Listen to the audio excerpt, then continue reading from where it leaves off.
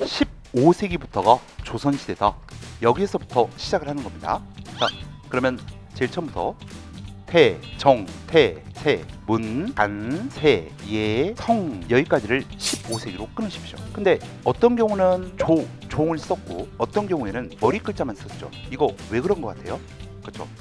출제가 자주 되는 왕은 태조, 태종, 세종, 세조, 성종 이 왕들이 15세기에 자주 출제가 됩니다. 성종으로 이렇게 딱 끄는 이유는 뭐냐면 조선 왕조의 기본 법전인 경국대전이 반포되었던 시기가 성종 때거든요. 조선이라는 국가가 성종 때 완성되게 됩니다. 16세기는 연산군부터 시작하겠죠. 연산군, 중종, 인, 명, 선. 자, 근데 요 인종은 왜 종까지 썼냐면요, 인조하고 헷갈릴 수 있을 것 같아서 쓴 것일 뿐 출제가 될 수가 없습니다. 이분은 즉위하자마자 누워 계셔서 1년도 안 돼 돌아가셨거든요. 별다른 업적이 없어요. 이 16세기에는 어떤 내용을 중심으로 공부를 하시게 될 거냐면 홍구 세력과 사림 세력의 갈등 속에서 4차례 걸친 타화라고 하는 게 발생을 합니다. 사림들이 화를 입은 사건. 선조가 즉위하고 난 이후부터는 홍구 세력은 소멸되고요, 사림 세력들이 권력을 독점하게 됩니다. 그리고 사림 세력들이 내부 분열을 하면서 동인, 서인과 같은 붕당이 형성되게 됩니다.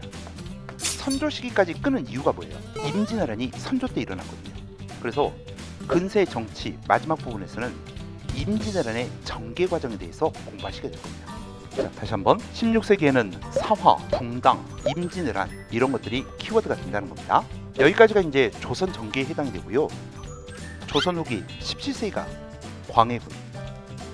앞으로 이제 광해군에 대해서는 명나라와 후금 사이에서 중립외교를 한다 이런 표현을 쓰게 될 겁니다. 그게 발단되어서 인조, 반정이 일어나게 되고요. 인조 다음에는 누구예요? 효종, 현, 숙.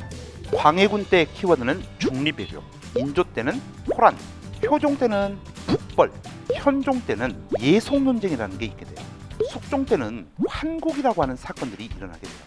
그래서 경신환국, 기사환국, 갑술환국 이런 사건들을 보시게 될 겁니다. 그리고 18세기로 넘어가 볼게요. 이 18세기는 다시 숙종 때부터, 이 숙종이 재위 기간이 굉장히 깁니다. 17세기 말부터 시작해서 18세기 초까지 걸쳐 있어요.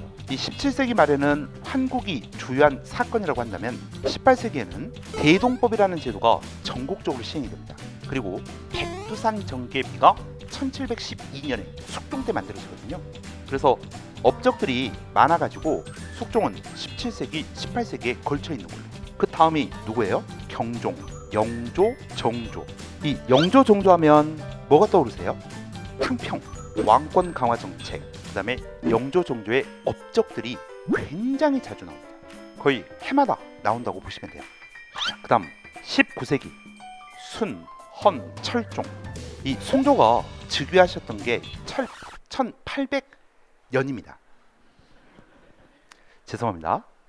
이 순조 시기부터는 세도정치 시대라고 이야기를 합니다.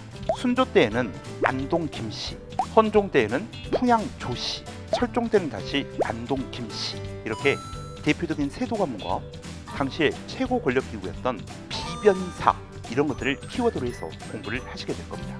이들이 백성들을 착취해가지고요, 순조 때는 홍경래연안, 철종 때는 진주밀란과 같은 밀란이 발생하게 됩니다. 그래서 그런 내용들까지 공부하실 거고, 여기까지가 조선 후기라고 생각하시면 돼요.